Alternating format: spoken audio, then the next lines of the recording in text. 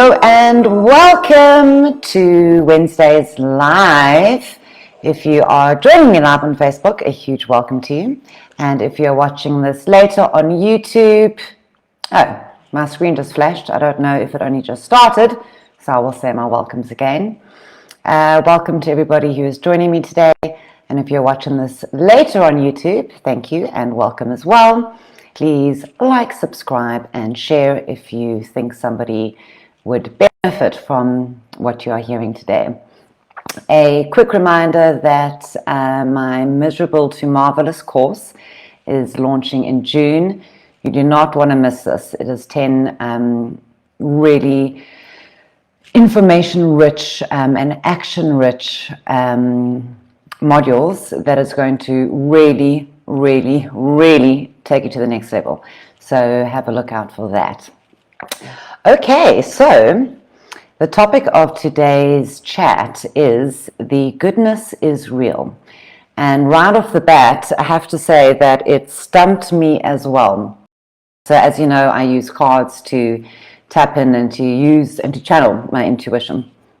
And it was really good and awesome. And I actually looked at it and I thought, really? Well, where's the pain and the trauma and all these like deep things that we need to like heal and look at?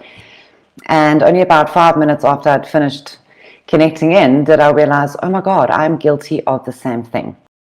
So the chat and the topic that I want to go through today is why we don't trust the good things, why we strive for better and we want better and we fight for better, and then we get it and suddenly we are suspicious of it, or we don't believe it's going to last, or we don't think it is actually the way it's as good as we expect it to be. So I am certainly guilty of that, and right now I just experienced that as well. I just realized something very quickly. If anyone is live, just pop me a message if you can hear me, because today is the first time I'm going without my ever-present earphones and I'm using a little microphone, so I hope you guys can hear me. So if you're live, pop me a little message in the comment section so I know that you're actually hearing me. Okay, so let's look at our lives. The human species in general, we are always striving for new. We are always striving for better. Oh, thanks, Cello. Hello. Can you hear me, Cello? Give me a little thumbs up if you can. And welcome. It's nice to see your name. So the human condition, right, we are just built this way. We always have to go for better. And we are never satisfied with the status quo, and we are never satisfied with the way things are now. Cool, thanks, Cello. Great, you can all hear me. And this is an amazing, it's what sets us apart from other mammals and other species on the planet, right? Because it pushes us to keep creating, to keep growing, to keep expanding, which is awesome. Thanks, Sabira. Hi, Sabira, I haven't seen you in ages. I hope you're well. Lots of love. Now, the converse of this always striving for new, for better, for goodness, okay, is that we don't ever truly trust it. Because if you think about it, so we're here and we push for more. And we take a brave step in our life and we study, or we leave a relationship, or we start a new job, right? And we're pushing ourselves up that ladder of life, okay? And we want something new, something better so much, and we work hard to get there. And then we get there, and we actually have all the things that we've been fighting for and sacrificing for. And the second we get there, we kind of, in a weird way, pull back and we become suspicious of it, or we don't even recognize that we're actually there. Okay, I don't know if it sounds familiar to any of you. I certainly do that. And as I said, I mean, life is duality, you know, so on the one hand, it's great because we don't want to rest on our laurels. We don't want to become complacent and get lazy and all the rest. We want to keep going. But here's the kicker.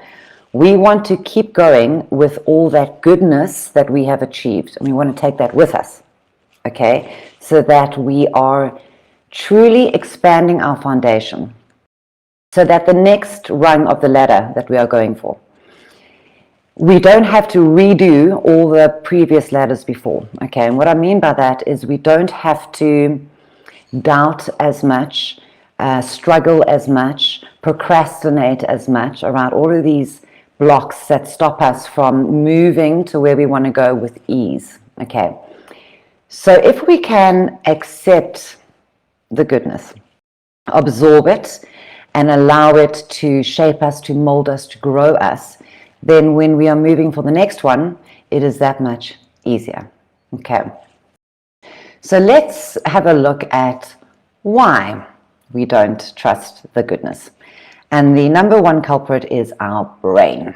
Okay, I speak about the brain and the mind often. Now, every part of us, I'm thinking organic, every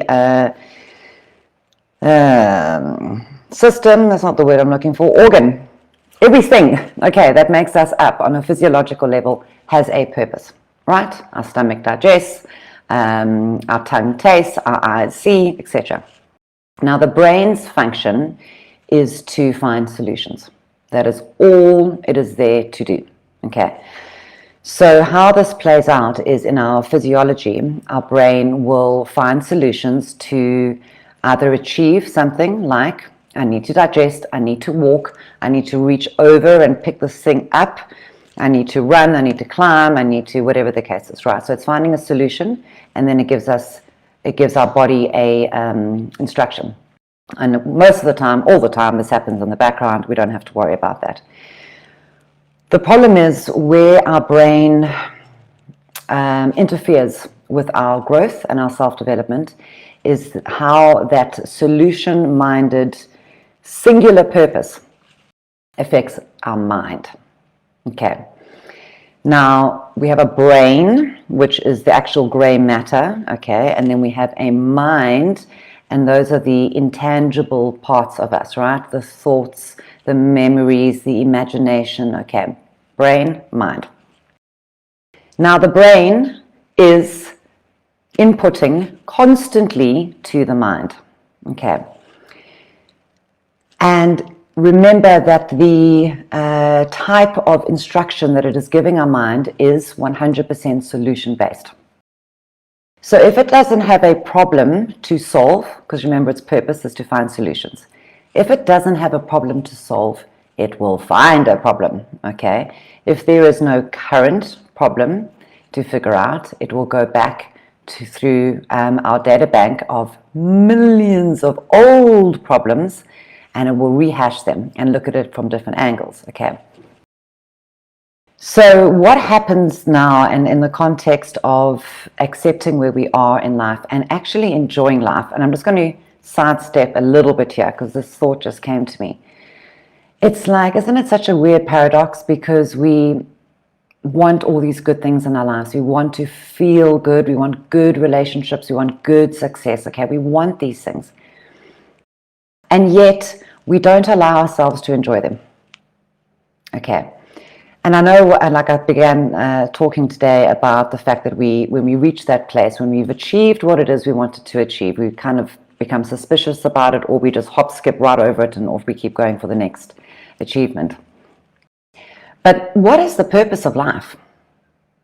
Right? And I know that all of us as a species have been re-examining this in the last year. And is it not joy and love? Are we not meant to be enjoying our experience of self and our experience of living? Because that is goodness. And if we're constantly striving for tomorrow it will be better, my new relationship will be better, my new job will be better, better in the future, then we are never allowing ourselves to, just to enjoy life. What is wrong with waking up happy? What is wrong with waking up content? And one of the thoughts that came to me just in preparing for today was this guilt and almost embarrassment around being happy, being successful. It's almost like we don't want to show our joy because we are so cognizant of other people. Excuse me. So as an example of that, you are chatting to a friend who's going through a really hard time, battling financially, emotionally, whatever the case may be, and you immediately dampen your own joy, achievement, happiness, all of the rest, because you don't want to make them feel bad. You don't want to highlight how well you're doing when they're not. And that's quite a beautiful thing, because we are all connected to each other and we all have empathy towards each other. So that's a great thing. Unfortunately, it's kind of become this social norm that we aren't allowed to celebrate our goodness and our happiness. And I'm going to go down to a cliche here. Now, there is a clinical narcissist, right? Sociopathic narcissist, clinical. And then we have the cliched, of which we call everybody a narcissist if they are too egotistical, or too demanding of attention, etc. And we need to get a reality check around that. We need to get a reality check around, I am authentically expressing my joy, my happiness, my appreciation for the good things in my life, for the road that I've traveled. Like, it wasn't easy to build a new business, or it wasn't easy to leave a relationship that wasn't great, but it was not good enough. So we've all been through these challenges in our lives where we had to dig deep and find, we had to trust ourselves enough to move up that ladder, right? And why can't we celebrate that and acknowledge that and embody it? Okay. So, sorry, sidestep over. Coming back to the brain and the mind. So, the message coming through for me today, first off the bat, is if you are watching today, if you're watching this recording and you are feeling that you are at a turning point in your life, there is a new cycle happening, right? A new chapter is beginning. And all of the hard work that you have put in for the last, probably a significant amount of time, I want you to know that it is, trust it. Okay, it's here, it's good, you've arrived, and that's something to cherish, all right, and to be happy about. And it's okay to rest in that achievement. Okay, so first message is the goodness is real. It is happening. You don't need to doubt it. Second message for today is,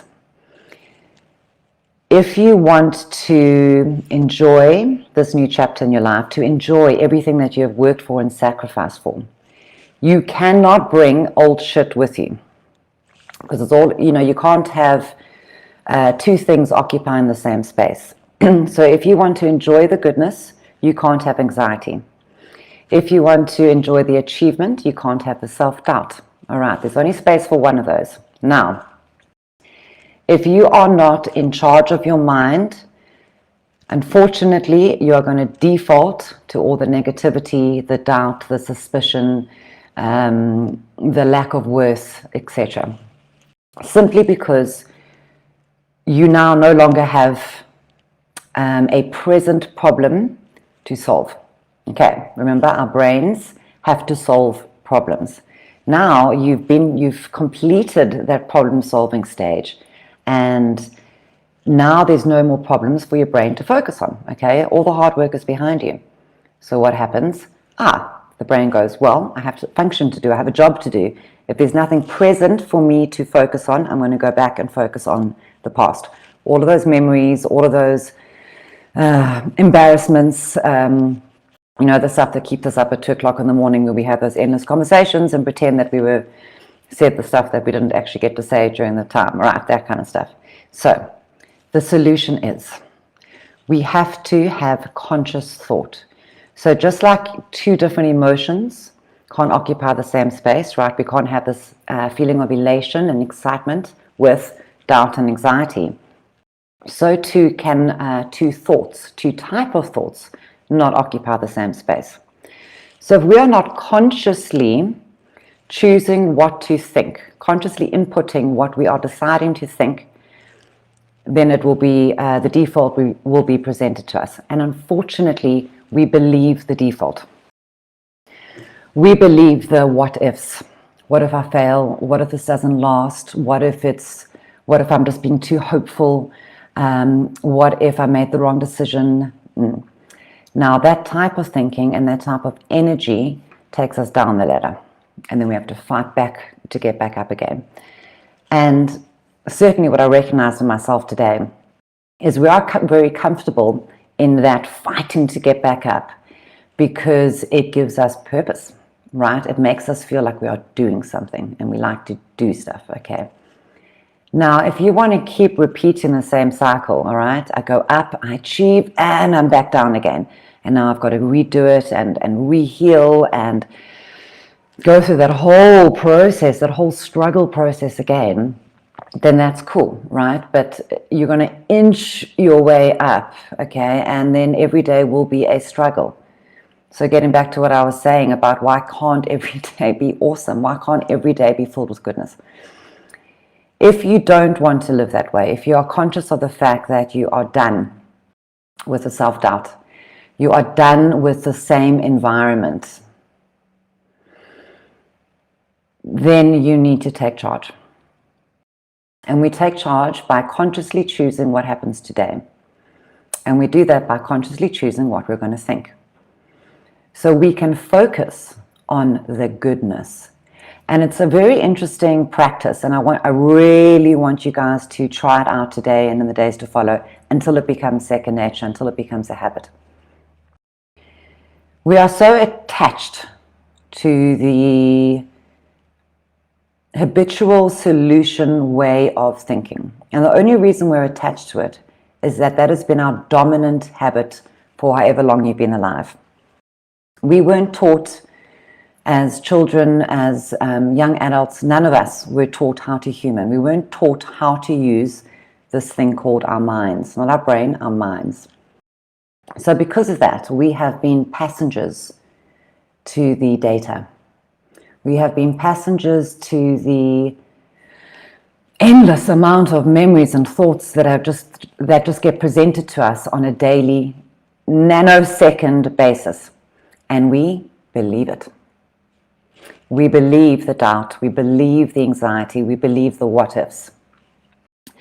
And we are now at a place in our evolution, and if you're watching this and you're joining me today, you know that you have the incredible power to stop that habitual, unconscious way of living and to start taking charge of your life, which is scary because we now have no more excuses. We have no more justifications.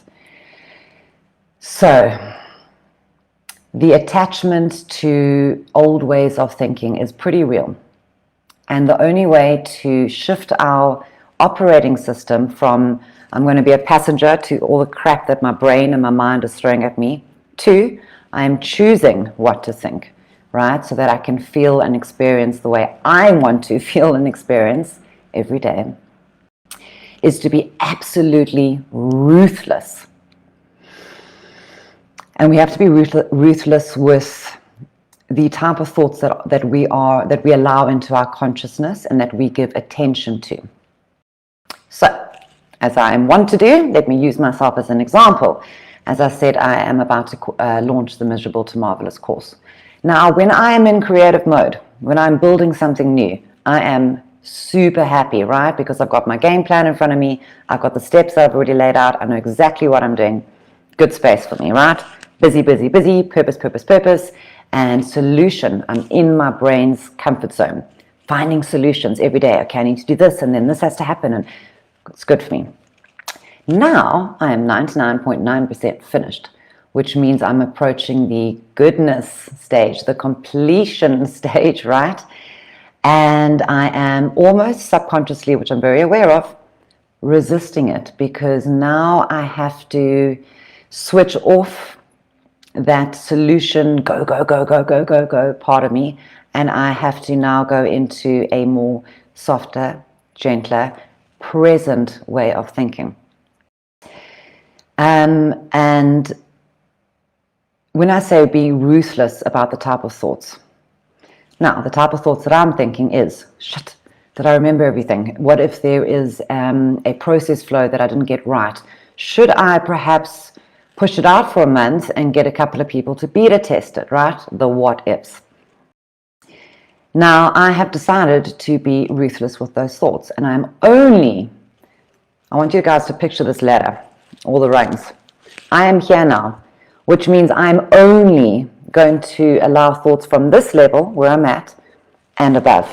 I am not going backwards because I do not live in the past, and I'm aware that all of the thoughts and feelings that are below the level that I'm at now are only going to pull me back. They don't serve me. So I am ruthless, and I do this with everything, and it's not easy every day. If there's a huge emotional attachment, you have to fight harder. You have to fight harder to ignore and not believe the old thoughts, the old habits, the old judgments, fears. Okay. And how do we do that? Well, it's very easy. It is a choice. I choose to focus on the good. I choose to focus on the future. I choose to ignore and not give energy to the old. Okay, and it is a choice that has to happen every single day. Because, and get so clear about this, our mind can only have one event happening at a time. If that event is gratitude, excitement, forward movement, you're going to be in a good, solid, powerful place. If you are not consciously deciding, choosing what to think on a daily basis, it's going to default to the brain, and the brain's going to be like, let me remind you of what happened in 1986. Were you alive? Yeah, alive in 1986. And remind you of how bloody awful you are. Okay. It's a very weak place. It's a very sad place. And there's no space there for this happiness. And I met a friend yesterday for coffee, and she shared with me a statement which really struck me. And we've all heard this before, the past is just a memory and the future is just imagination, and we can only be in the present.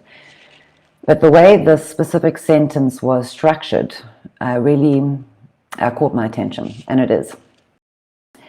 The past is a construct of our mind. So it's not even a memory, but a construct. Because we are filtering our memories, we are filtering our past in an enormous way. We justify the past, we inflate the past, we make it bigger than it actually was. We downplay the past, we make it less than it actually was. So everything in the past is literally like contaminated data in your brain. And do you choose to believe that? Do you choose to let that influence how you live today? How do you feel today? Okay. And it is a difficult personal growth pattern. Because as I said, I'm 41. I have, let's call it 30 years of habit, entrenched habit of this type of thinking and allowing it to happen. Versus the last couple of years where I'm choosing how to think, what to think, and what not to think. So if you think about our bodies, if you've spent 20 years walking sideways like a crab, you now need to train your body to walk forward, to walk properly. Okay, and there is going to be a period of discomfort where you get up and you automatically kind of want to shift off sideways, where you have to say, oh, hang on a second, I'm not doing that anymore. I'm retraining my muscles. And what we are doing in this practice of self-development is we are retraining how our brain functions. We are retraining what type of thoughts we attach ourselves to, we identify ourselves with. Okay, and the only way, as I said, to ensure that that continues solidifying right within you is ruthless abandonment of any thought that doesn't serve you. Okay, right. So I'm feeling this beautiful emotional rebirth. And this feeling of goodness is quite awesome, I have to tell you. It's a really great feeling, and I feel like we are at an end of a cycle.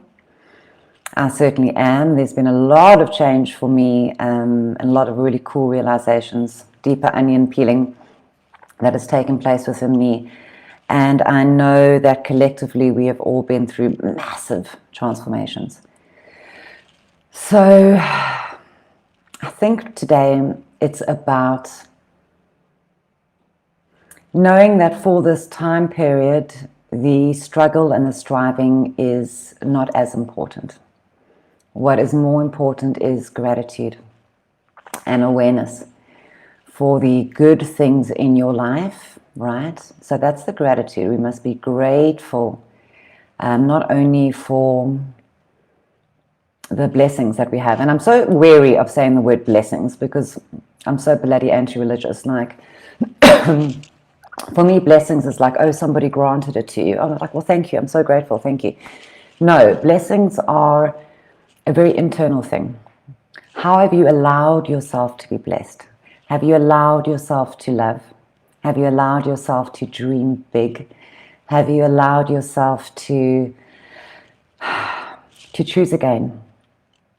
Because a lot of people get stuck. They get stuck in that data, and they just believe it, and they don't even realize that that's not even them, that they can just go, hang on, that's crap, I choose not to. And they don't even realize that they can change. And the fact that you not only followed that thought, you know what, I can actually go for what it is that I want. I can go for the career, the job, the expression, the talent, whatever it is for you. Like, I feel like you have been working at it for a long time, and it's okay to enjoy where you are at now. It's okay to accept the goodness. And this attachment to the past, we struggle to move up that ladder. You know, I was saying earlier about we have this weird society thing about it's distasteful and rude to express your happiness, your joy, your success. And I'm feeling another layer of that is almost like, so human beings don't like the unknown. We really don't. We really want change, but we don't want to have to change. Okay, we're just an endless bundle of paradoxes and duality. Now, if you are going to move into a new, better, more awesome, more authentic, more light, more powerful version of yourself, that's still kind of the unknown, right? And when we are afraid of the unknown, we retreat back to familiar. We're chatting about that last week, if not the week before, our comfort zone. So we retreat back to what is known. Even if that known is what we wanted to leave in the first place. So there's another paradox of what we do to ourselves. Like, I don't want to feel the way I did. I don't want to feel small. I don't want to know that I'm destined for more and not going for it, right? So the original motivators that got you to embark on this path, the original motivators that got you to grow, that inspired you to grow and to make the changes that you've made, those motivators are real. But when we get afraid of moving into the next stage, the next embodiment of who we are, and we just notice a really long hair sticking out of my thing, and when we are moving into that place of the unknown, even though it's something we wanted and even though it's good, when we become afraid, when we don't step fully into it, okay, so we don't take our foot off the bottom rung and we don't take 2 feet onto the next one, we retreat back to what is known, and there's the attachment. So the only way to truly, what's the word I'm looking for? To truly, what's the word I'm looking for? To truly benefit, thank you. To truly benefit from everything that you have worked to creating, you have to leave the past behind. We have to leave the old you behind. And that's scary because now we have to back up our new conscious being with action. So if I consciously choose every day to only focus on the good in my life, then what happens to the negative part of me? What happens to the small part of me? Well, that part of you is a construct of the past and has no more place in this new version of yourself. And when I say the ruthlessness about allowing certain thoughts, and it sounds awful, but we have to be ruthless with leaving that part of ourselves behind, because that part doesn't exist anymore. And if we try to bring that old part with us, all we are doing is diluting our current goodness and success and everything we've strived for. So what I'm seeing is 2 glasses, right? So first glass, the past, who we used to be, what motivated us to change, right? All the things we didn't like is green, right? And now we are moving up, we've been working really hard, and now we have a glass of clear water. Okay, what the hell is the point of taking the old glass and pouring it in? Now you just got muddied green liquidy water, right? And then we're like, oh shit, I'm not there yet. Why? Everything I do, I seem to be going in these cycles and these patterns. And to come back to what I was saying initially, those cycles and those patterns and those repetitive struggles that you find yourself stuck in is only because you have not taken conscious charge of what you choose to think and experience. And at the end of the day, that is the absolute crux of it. And another message that came through for me, I've just seen it now, is what are you waiting for? How many more signs do you need to know that you have gotten to where you were desiring to be? Yes, there's going to be new goals in the future, absolutely. But you don't even know what they're going to look like yet, because you aren't presently in this one. Okay, keep an eye on the time. Oh my God, I talk way too much. How did that even happen? Half an hour gone. All right, so let me just quickly have a squiz at any of the comments. Hello, I'm taking charge. I was down the past week and I really needed this. Good. So when we are down, very quickly, I understand we've gone past time. When we are feeling down, and it's simply because we forgot to be conscious. It just means we've become a passenger to the thoughts. And remember, thoughts attract emotion. So when we are allowing those that cacophony of data, and we're like, oh, and we start believing it, and then we start feeling it, and we've lost faith, we've lost momentum, we've lost our attachment to the goodness. Okay, conscious thought every day. And if it helps you, decide on 3 sentences that are going to be your mantra. I can recreate any situation. I always see the good and the opportunity in any situation. Something really simple. I love feeling good. I love feeling good. It is a really cool thing to feel good. All right, everybody, if you're watching today and if you are finding yourself at the end of a cycle, beginning a new chapter, enjoy it, absorb it, and step fully 2 feet on the next rung of the ladder. Okay, don't wait, and leave the past behind and be really conscious with those thoughts. Thank you, everybody. Have a wonderful week. I will see you next week, Wednesday, and you can head over to my website, soniakillik.com, if you would like to add these reminders to your calendar. Otherwise, I'll see you for free, Facebook Live or YouTube. Thank you, everybody. Much love. Bye.